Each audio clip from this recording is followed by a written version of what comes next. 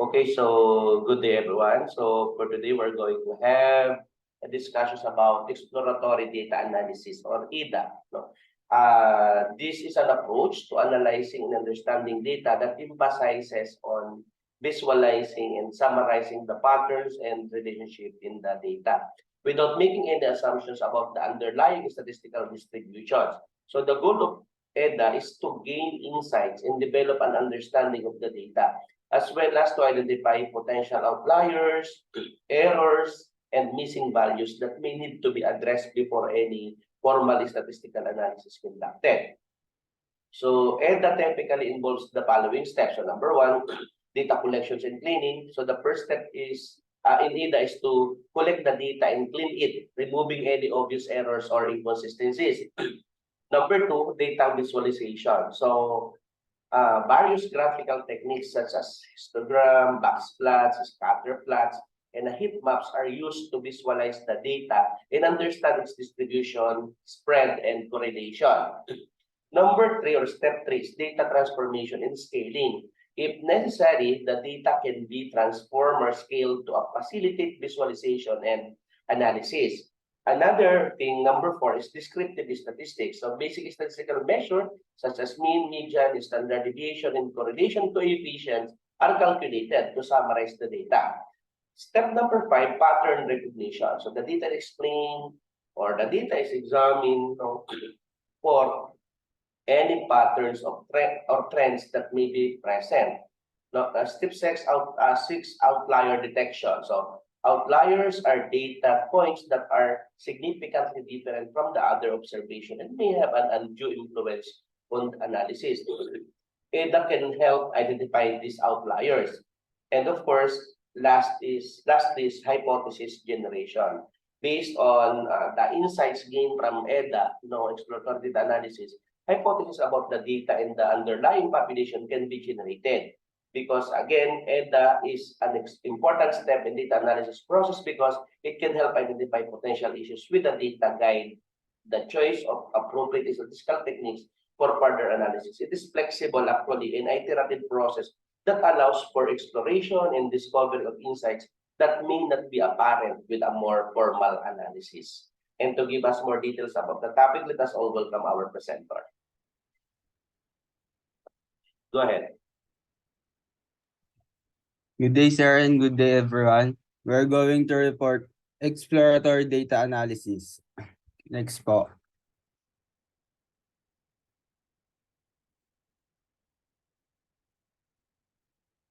Next slide po.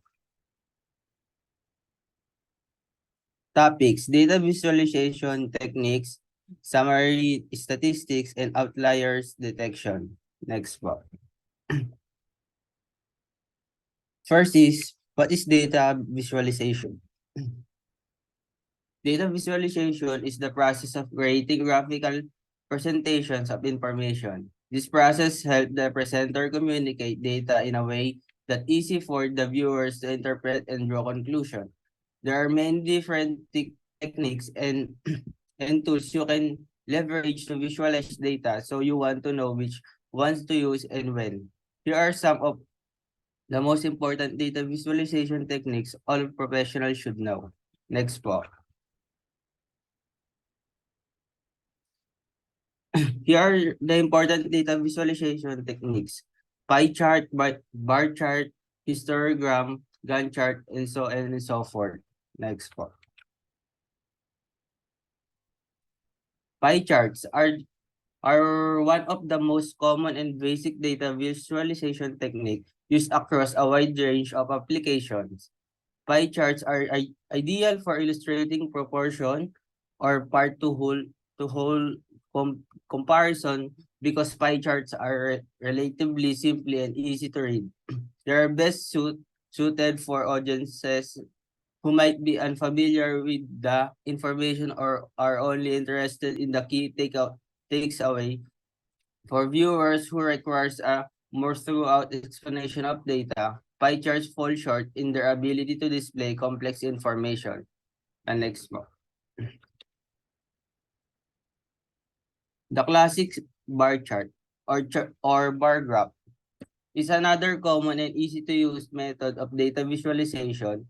In this type of visualization of axis, the chart shows categories being compared in the other and a measured value.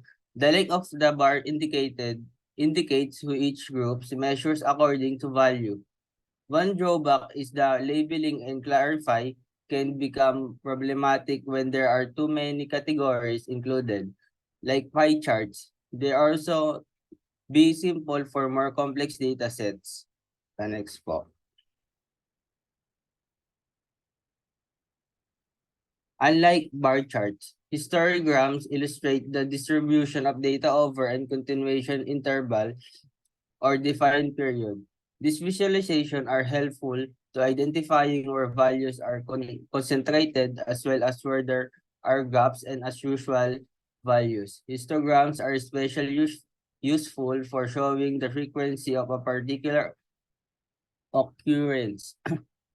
For instance, if you'd like to show how many clicks your website received each day over the last week, you use a histogram. From this visualization, you can quickly determine which days your website saw the greatest and fewest number of clicks. Next po.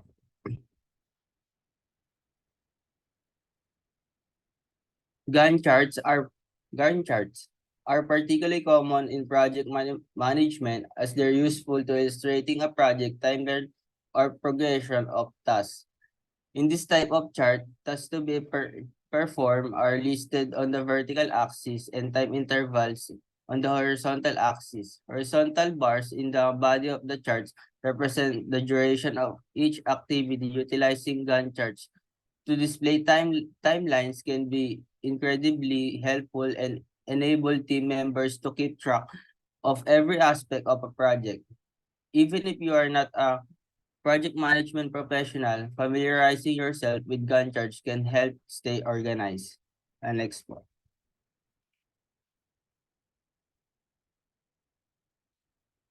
A heat map is a type of visualization to show differences in data through variation in color. These charts use color to communicate values in a way that makes it easy for the viewers to quickly identify trends. Having a clear legend is necessary in order for a user to successfully read and interpret a heat map. There are many possible applications of heat maps. For example, if you want to analyze which time of a day retail store makes the most sales, you can use a heat map that shows the days of the week in the vertical axis, time of day on the horizontal axis. Then, by shading in the matrix with colors that correspond to the number of sales at each time of day, you can identify trends in the data that allows you to determine the exact times your store experiences the most sales. The next po. A box is whisker plus plot or box plot provides a visual summary of data through in quartiles. First, a box is drawn from the first quartile to the third of the data set. A line within the box represent the median. Whiskers or lines are the drawn extending from the box to the minimum, lower extreme, and maximum upper extreme. Outliers and represented by individual points that are in line with the whisker. These types of chart is helpful to quickly identifying whether or not the data is symmetrical or skewed, as well as providing a visual summary of the data set that can be easily interpreted. Next po.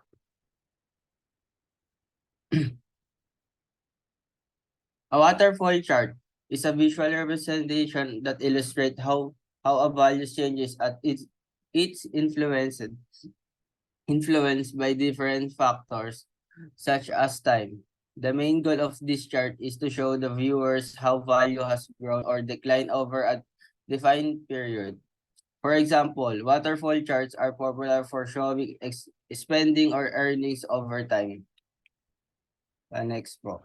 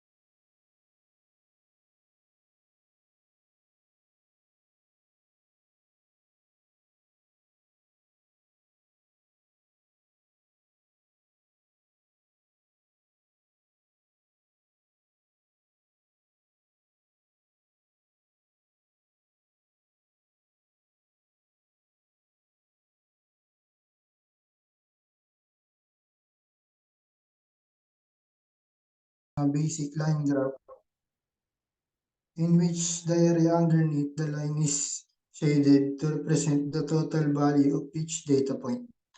When several data series must be compared on the same graph, in the same graph, stock array charts are used. This method of data visualization is useful for showing changes in one or more quantities over time, as well as showing how each quantity combines to make up the whole.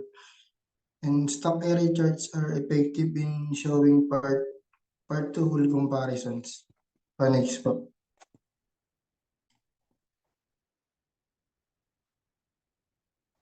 Another technique commonly used to display data is a scatter plot. A scatter plot displays data for two variables as represented by points plotted against the horizontal and vertical axis. This type of data visualization is useful in illustrating the relationship that exists between variables and can be used to identify trends or correlations in data.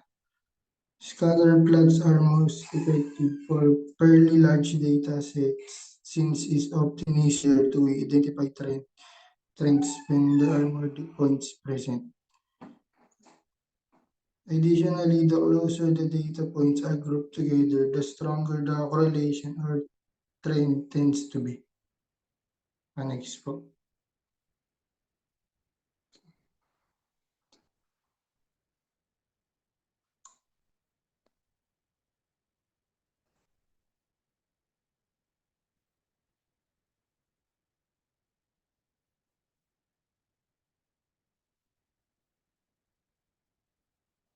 Next po.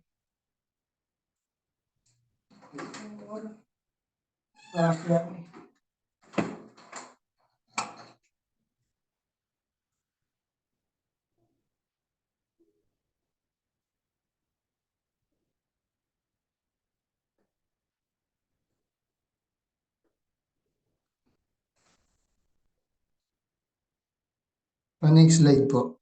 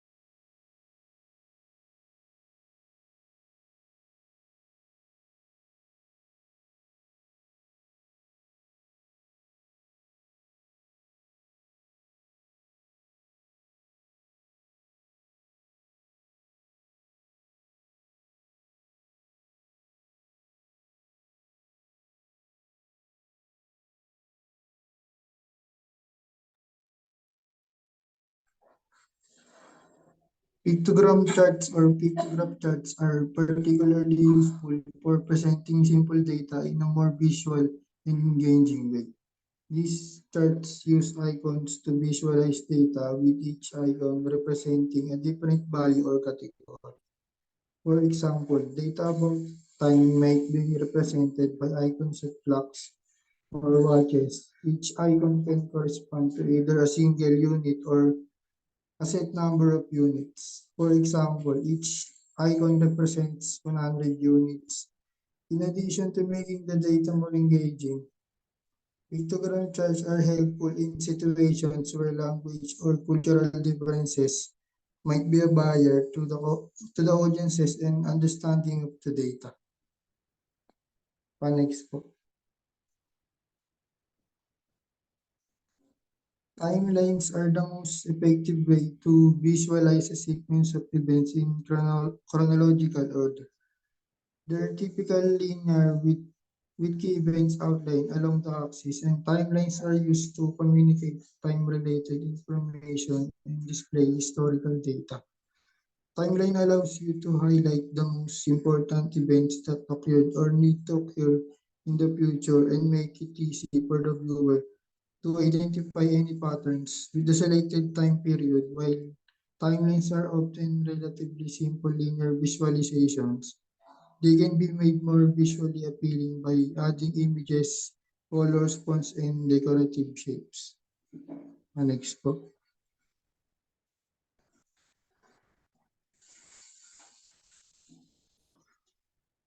A highlight table is a more engaging alternative to traditional tables. By highlighting cells in the table with color, you can make it easier for viewers to quickly spot trends and patterns in the data. These visualizations are useful for comparing categorical data, and depending on the data visualization tool you're using, you may be able to add conditional formatting rules to the table that automatically color cells that meet specified conditions. For instance, when using a highlight table to visualize a company's sales data, you may color cells red if the sales data is below the goal, or green cells if sales were above the goal. Unlike a heat map, the colors in a highlight table are discrete and represent a single meaning or value. Next po.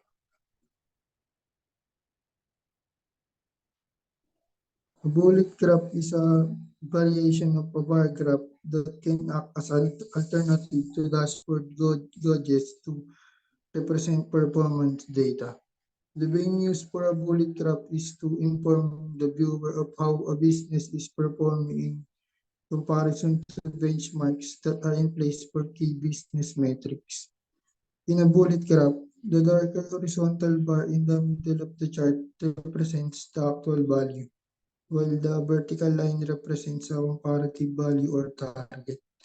If the horizontal bar passes the vertical line, the target for that metric has been surpassed. Additionally, the segmented color sections behind the horizontal bar represents range scores such as poor, fair, or good. Next po.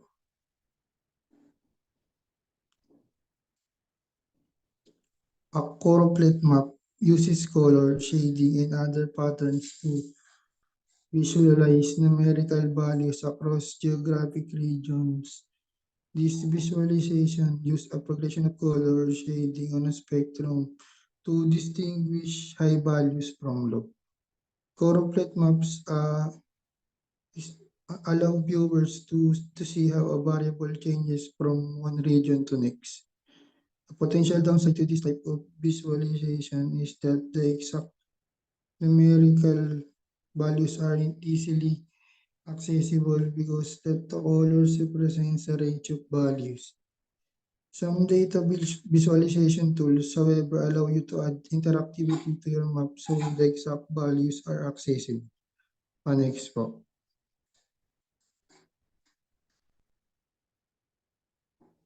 A word cloud or tag cloud is a visual representation of data in which the size of the word is proportional to its frequency. The more often a specific word appears in datasets, the larger it appears in data visualization. Word clouds are often used on websites, blogs to identify significant keywords and compare differences in text or data between two sources. They are also useful when analyzing qualitative data sets, such as the specific words consumers use to describe a product. Next po. Network diagrams are a type of data visualization that represents relationships between qualitative data points. These visualizations are composed of nodes and links, also called edges.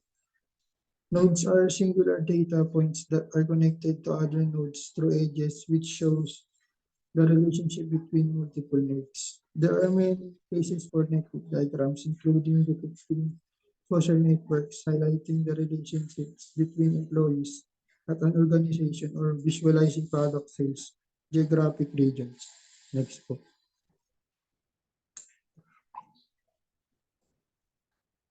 A correlation matrix is a table that shows correlation coefficients between variables. Each cell represents the relationship between two variables, and a color scale is used to communicate whether the variables are correlated and to what extent.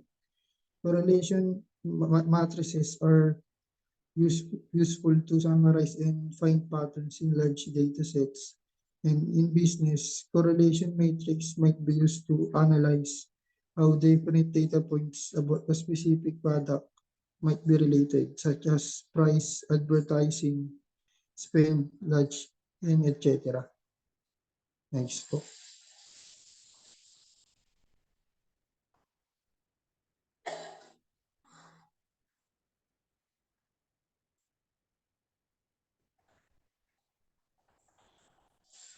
What are summary statistics? Statistics summary gives information about the data in a sample. It can help understand the values better.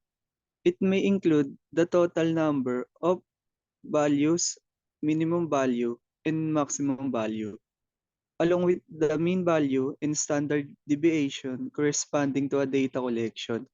With this, you can understand the trends, outliers, and distribution of values in a dataset. This is especially useful when dealing with large amount of data as it can help in analyzing the data better.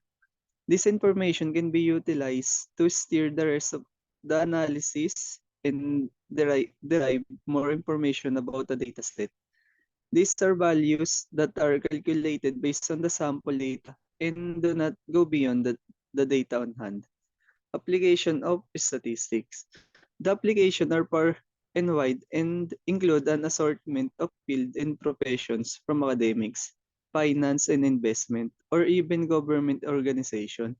Economic interests may lie in data pertaining to consumer spending, inflation, changes in the GDP, and more. Next ko. Categories of summary statistics. The summary or descriptive statistics can be drilled down into different types, measure, or features. With a focus on average and description or summary can be focused on any of the three main categories: the measure of the average, value, the frequency of each value, or the spread of the values. Next po. Summary statistic measures of spread.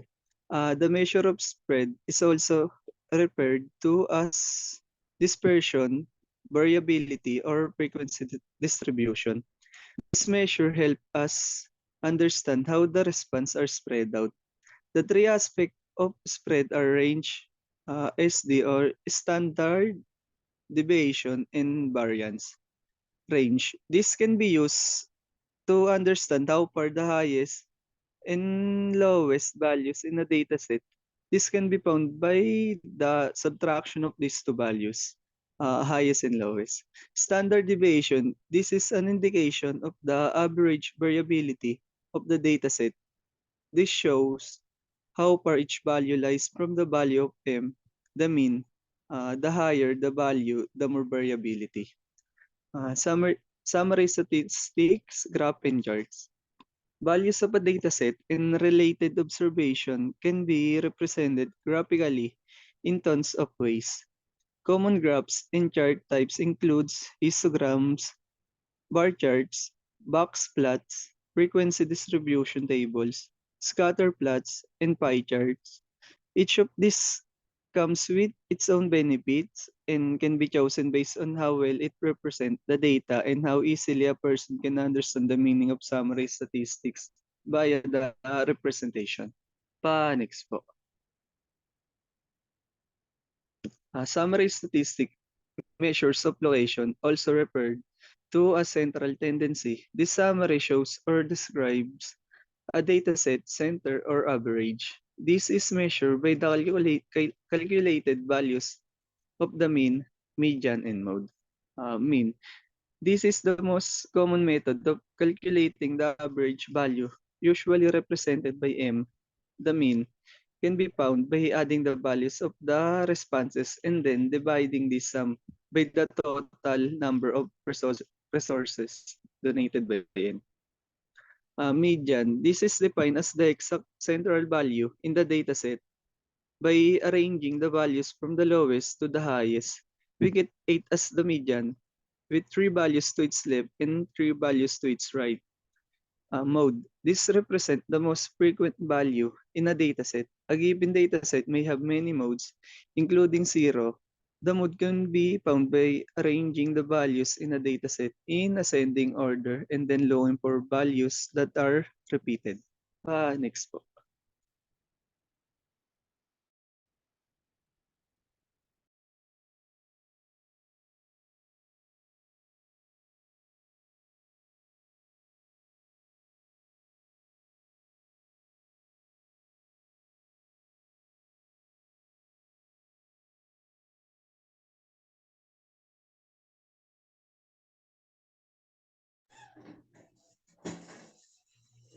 What is an outlier? Outliers are extreme data points that are beyond the expected norms for their type. This can be a whole data set that is confounding, confounding or extremities of a certain data set.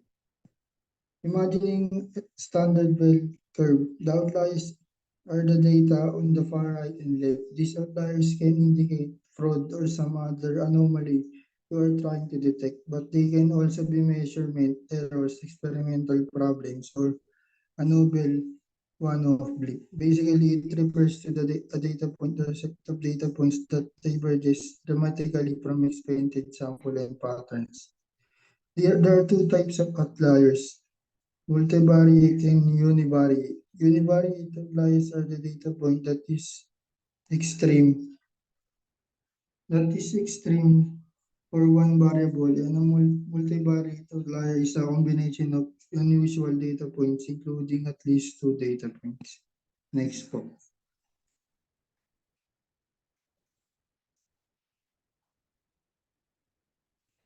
When collecting and processing data, outliers can come from a range of sources and hide in many ways. It is a part of the outlier detection process to identify this and distinguish them from genuine data that is behaving in unexpected ways. So outliers which are not actual errors but a genuine set of unexpected data are called novelties. Part of a data scientist's work is identifying the novelties and leaving them in the dataset, as they are important in decision making and ensuring accurate results. Point outliers. These are single data points that are far removed from the rest of the data points. Contextual outliers. These are considered to be noise, such as punctuation symbols and commas in text or background noise when performing speech recognition. Plus is collective outliers. These are subsets of unexpected data that show a deviation from conventional data, which may indicate a new phenomenon. Next po.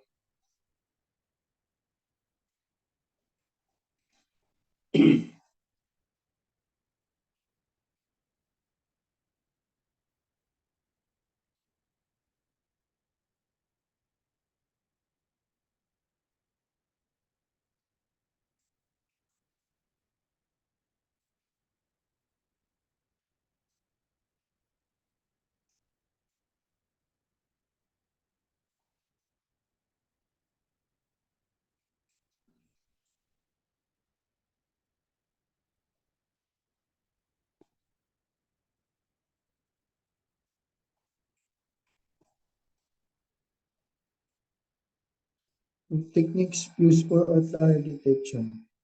Numeric outlier. This is the simplest non-parametric technique where data is in a one-dimensional space. And outliers are calculated by dividing them into three quartiles. Next is T-score. This parametric technique indicates how many standard deviation a certain point of data is from the sample's mean. This assumes a Gaussian distribution, a normal bell-shaped curve. However, the data is not normally distributed. Data can be transformed by scaling it and giving it a more normal experience. Next is DB-scan. This is density-based clustering of applications with noise, which is basically a graphical representation showing density of data. Using complex calculations, it clusters data together in groups of related points. DB-scan groups data into core points, border points, and outliers. Next po.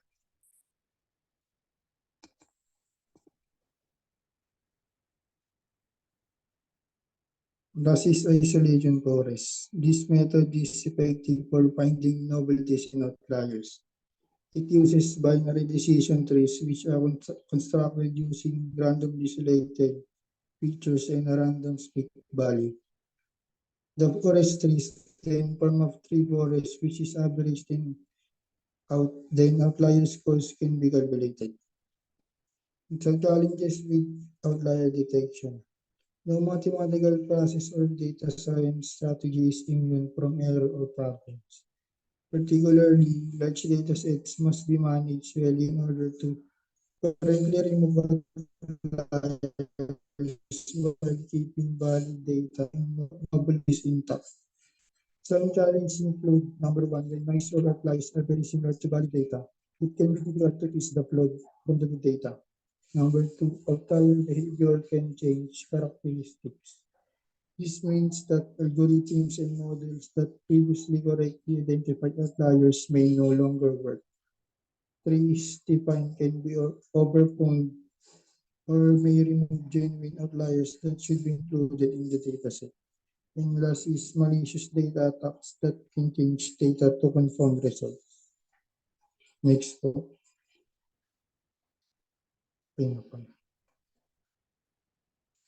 And that's all po.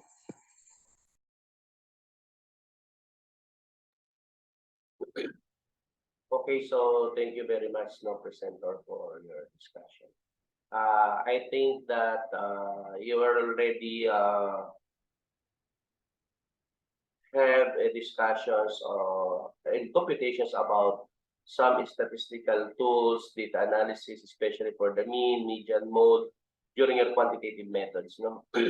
So that it's too easy for you to understand what we are talking about here in our analytic tools and techniques, no? And again, as our presenter mentioned earlier, excuse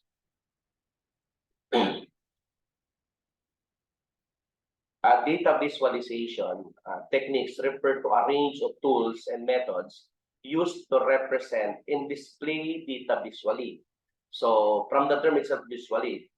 So the goal of data visualization is to make complex data sets more accessible, no, understandable, and actionable by presenting them in a way that allows for easy and intuitive interpretation. So our presenter also give us some common data visualization techniques, no, as what they have mentioned, line graphs, no, or line charts, no, rather. Because line charts are used to show trends, no, in data over time and are particularly useful for visualizing changes in a variable over a period of time. We have also bar charts, no. Actually, we could able to utilize Microsoft Excel to do this, no. Bar charts, no, are used to compare data, no, across different categories or groups, and they are particularly useful for displaying discrete data that is not continuous. We have, of course, the scatter plots, no. So scatter plots are used to show the relationship between two variables, no? Each data point is plotted on the graph with one variable on the x-axis, no, and the other variable on the y-axis. So during our mathematics subjects, no, we identify already what is y-axis, what is x-axis at the same time. We have also what we call heat maps, no. Heat maps are used to visualize patterns in data by using color to represent the intensity of a value. So they are particularly useful for displaying large amounts of data and identifying trends and clusters at the same time. Then we have tree map. No? Tree maps are used to visualize hierarchical data structures. So each level of the hierarchy is represented by the rectangle with the size of the rectangle proportional to the data values at that level. We have, of course, geographic maps. Geographic maps are used to visualize data that is related to a specific geographic location, and they are particularly used or particularly useful for displaying spatial patterns and trends. We have, of course, word clouds. Word clouds are used to visualize text data by showing the most frequently occurring words in visual format. And the latest one is the infographics. We are always heard the words infographics, because infographics are a combination of text, images, and data visualization used to present complex information in a clear and concise format. These are just a few examples of the many data visualization techniques that are available right now. The choice of technique will depend on the data type being visualized, the message that is being conveyed, and the audience that the visualization is intended for.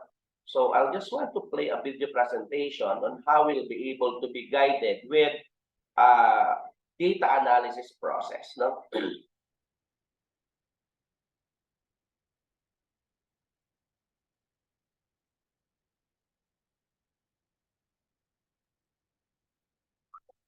Hi, my name's Will, and I'm going to give you a step-by-step guide to the data analysis process. Let's go. In this video, we're going to go through the 5 key stages of the data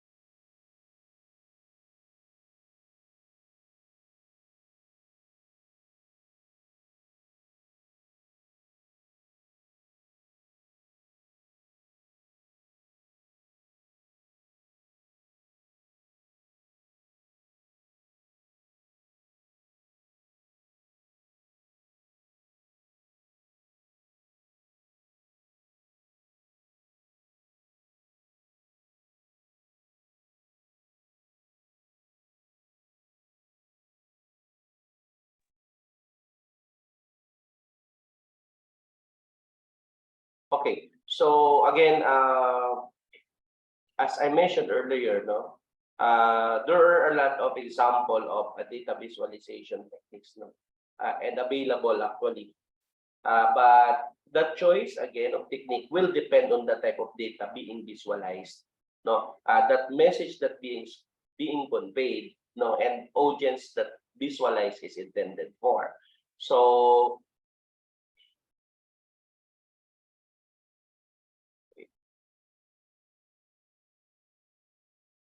this will be an example of a data visualization. A while ago, I'll just simply give you the entire statistical analysis. So right now, I'll just want to share with you on how we'll be able to adapt the data visualization for big data analytics.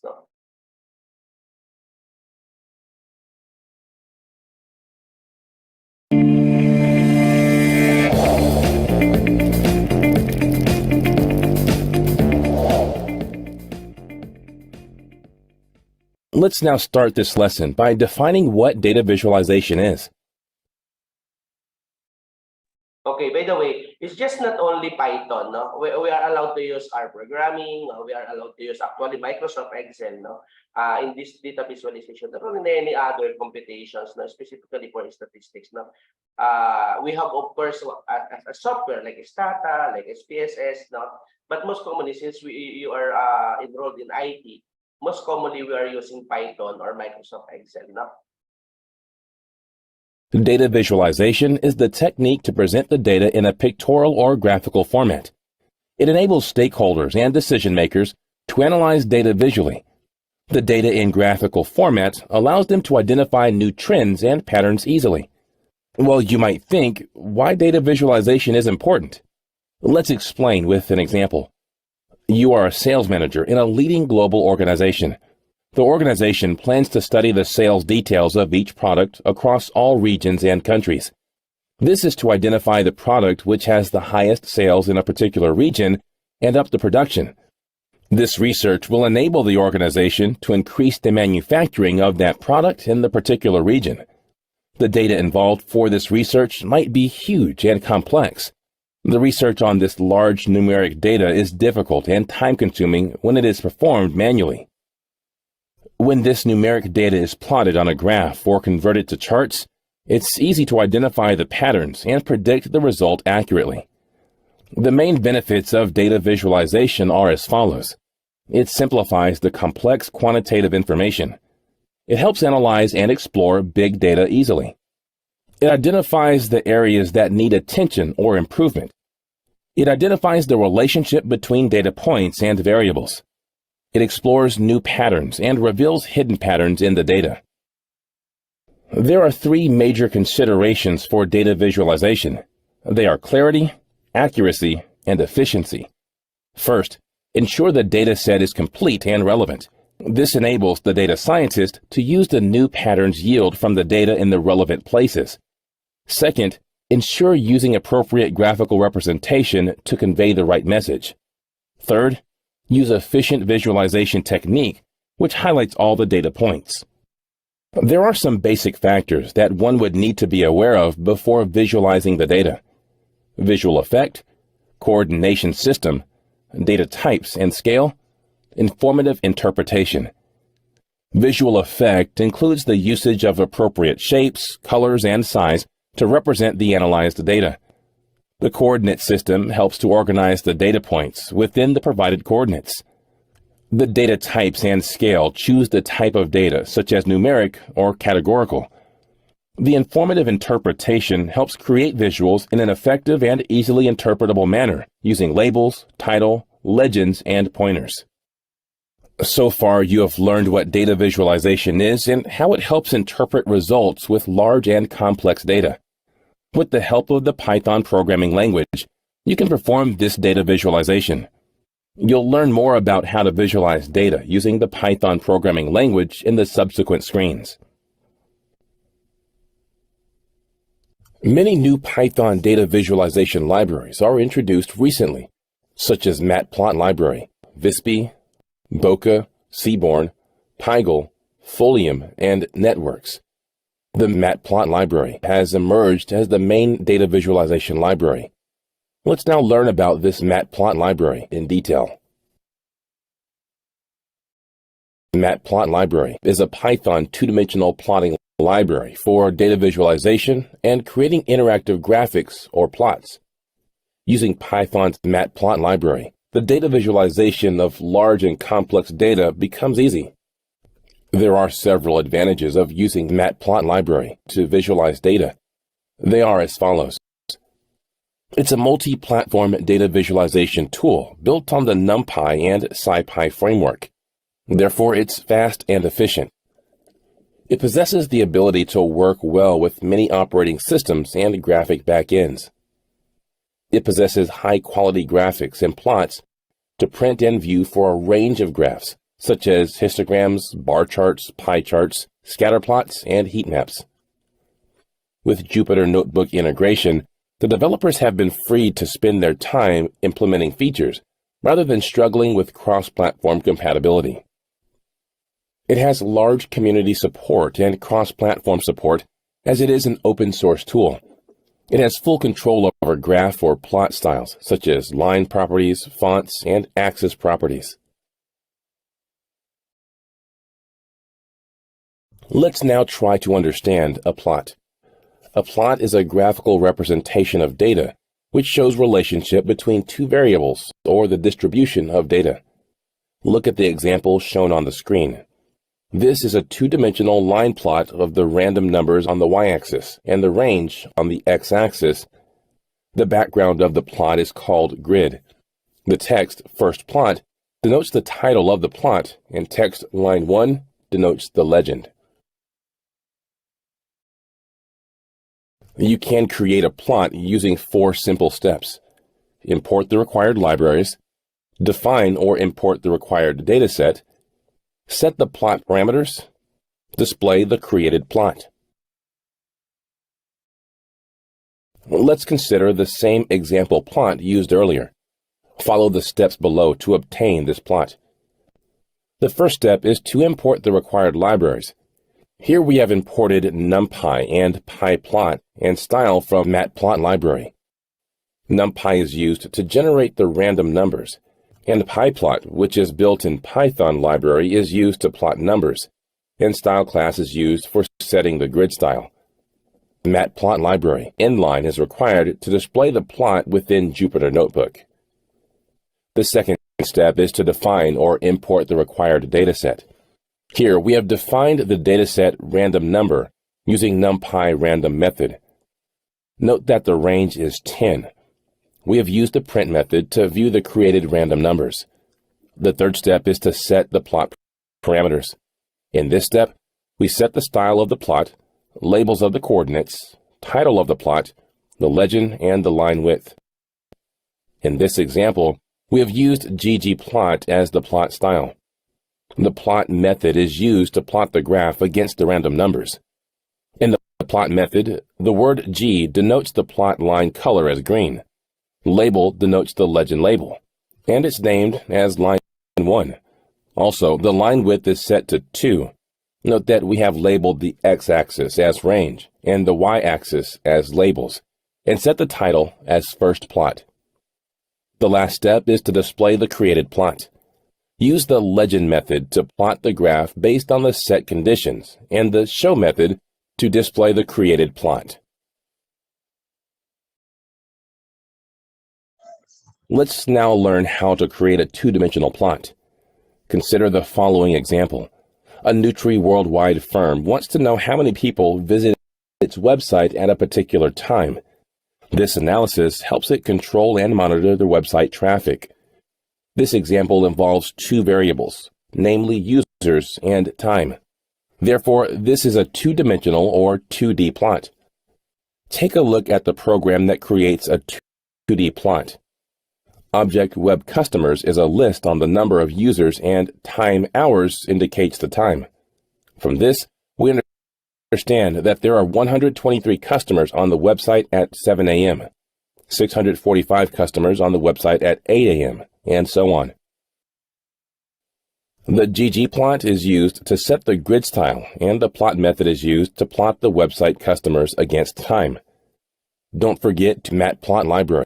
in line to display or view the plot on the Jupyter Notebook. The website traffic curve is plotted and the graph is shown on the screen. It's also possible to change the line style of the plot. To change the line style of the plot, use define the line style as dashed in the plot method. Observe the output graph changes to a dashed line.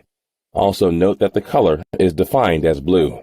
Using Matplot library, it's also possible to set the desired axis to interpret the required result. Use the axis method to set the axis. In this example shown on the screen, the x-axis is set to range from 6.5 to 17.5, and the y-axis is set to range from 50 to 2000. Let's now understand how to set the transparency level of the line and to annotate a plot. Alpha is an attribute which controls the transparency of the line. Lower the alpha value, more transparent the line. Here, the alpha value is defined as 0.4. The annotate method is used to annotate the graph. The syntax for annotate method is shown on the screen. The keyword max is the attribute that denotes the annotation text. HA indicates the horizontal alignment. VA indicates the vertical alignment. XY text indicates the text position, and XY indicates the arrow position. The keyword arrow props indicates the properties of the arrow. In this example, the arrow property is defined as the green color. The output graph is shown on the screen.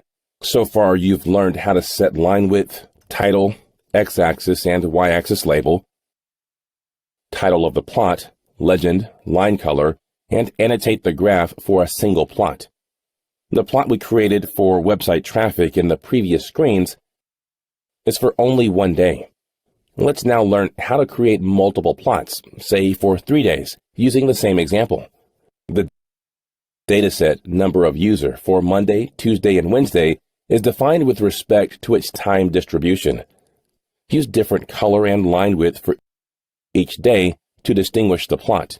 In this example, we have used red for Monday, green for Tuesday, and blue for Wednesday.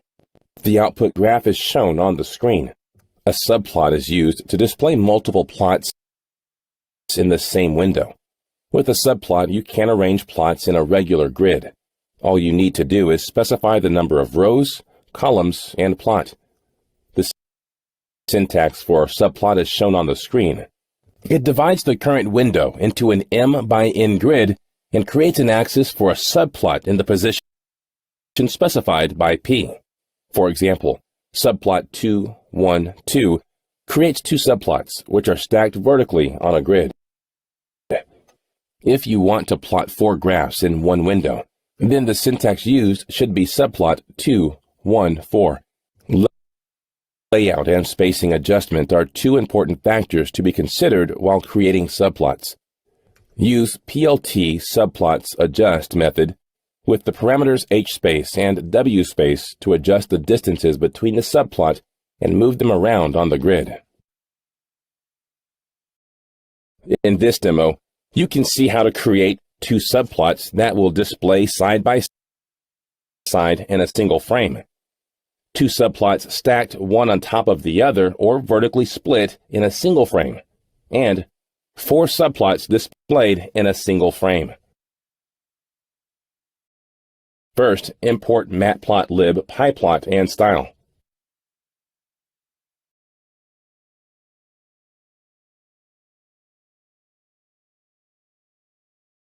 Type %matplotlib in line to view the plot in Jupyter Notebook.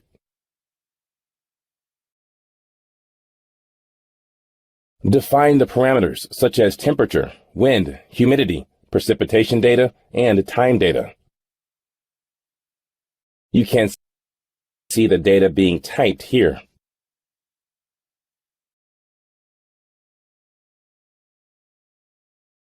Next, to create 2 subplots to be displayed side by side in a given frame for 1, 2, 1 and 1, 2, 2, specify the figure size, subplot space, title, the color for time and temperature data, which is blue here, and line style and width.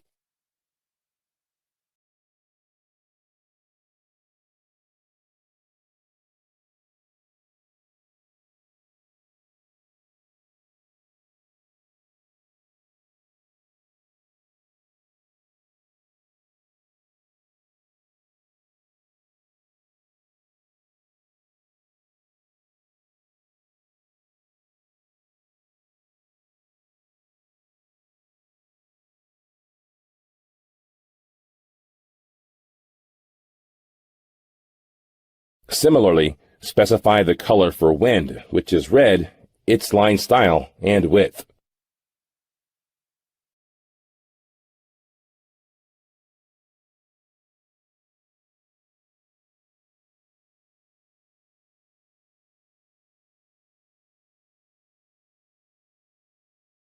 You can see the temperature and wind subplot charts displayed side by side in a given frame here. To create subplots for 211 and 212, specify the parameters.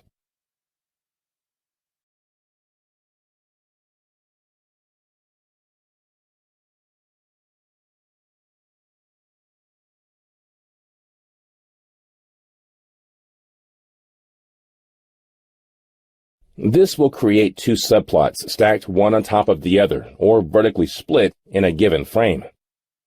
Let's use humidity and precipitation data to plot the graphs. Specify the title, color, line style, and line width for both the graphs.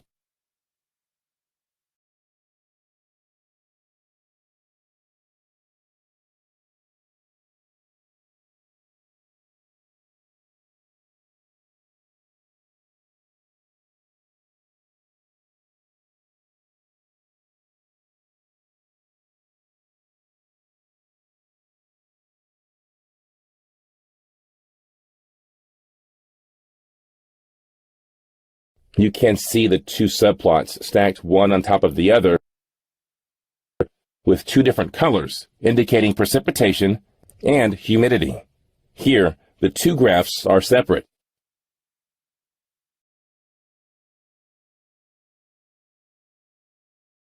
Finally, let's draw four subplots for 221, 222, 223, and 224 that will display in a given frame.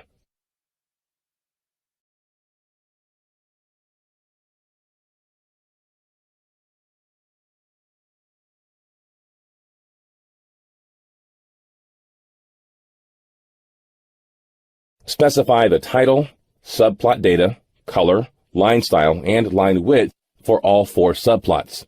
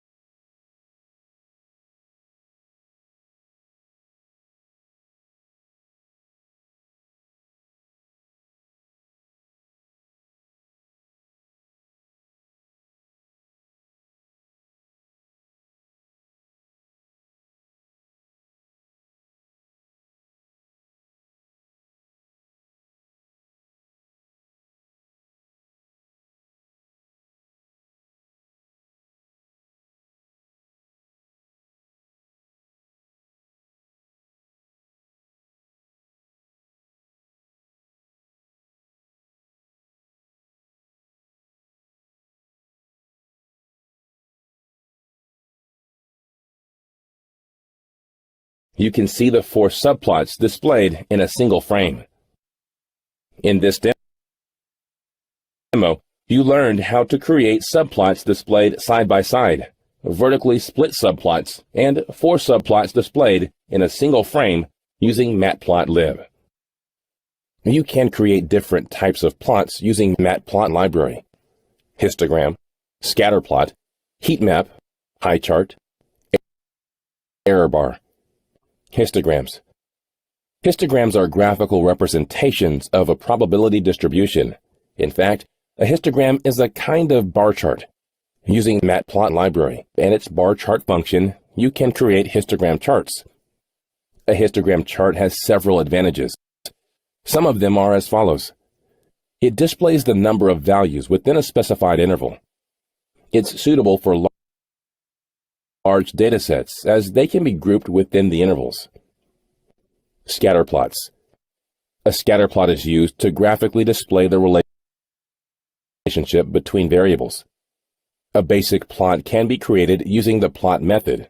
However, if you need more control of a plot, it's recommended that you use the scatter method provided by Matplot library.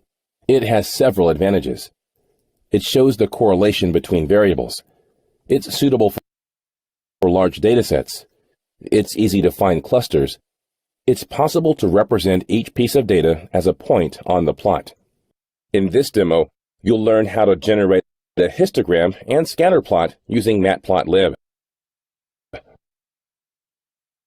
Let's import a dataset called Boston Dataset, which we will use to create the histogram and scatterplot from the scikit-learn library.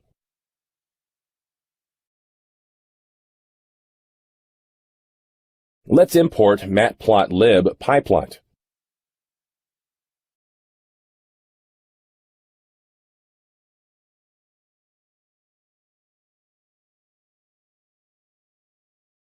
Type percentage matplotlib in line to view the plot in Jupyter Notebook.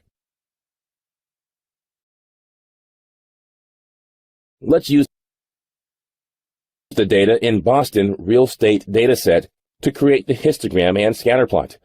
Load this data.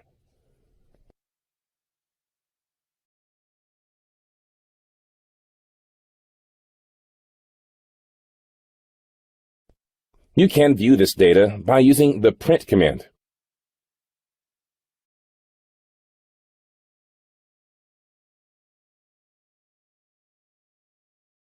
Now define the x-axis for the data, which is Boston Real Estate Data. Likewise, define the y-axis for the data, which is Boston Real Estate Data, with the target extension.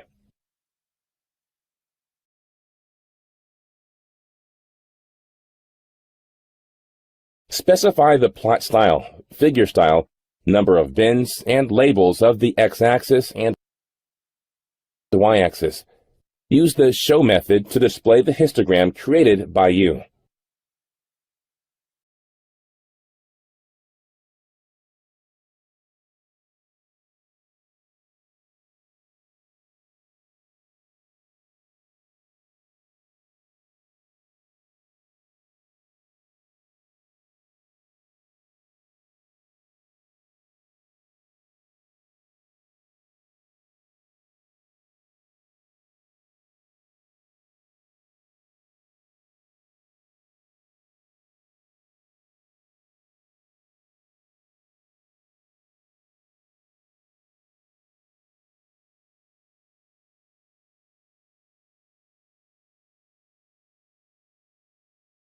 Specify the style, size, datasets, and labels of the scatter plot that you want to create. Use the show method to display the scatter plot created by you.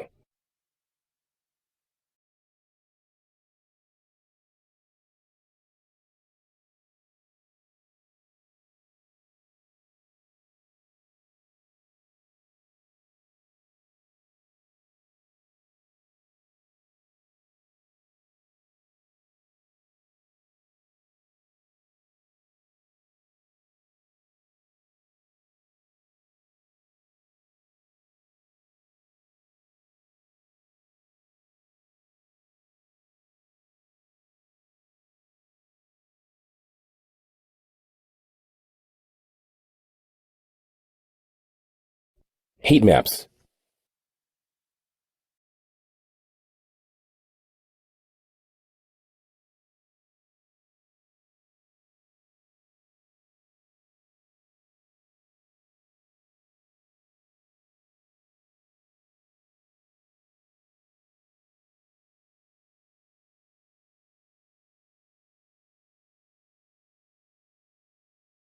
Okay, so actually, as I mentioned, no, in our chat, no, we're going to meet next meeting, no, and we continue the discussion about data visualization.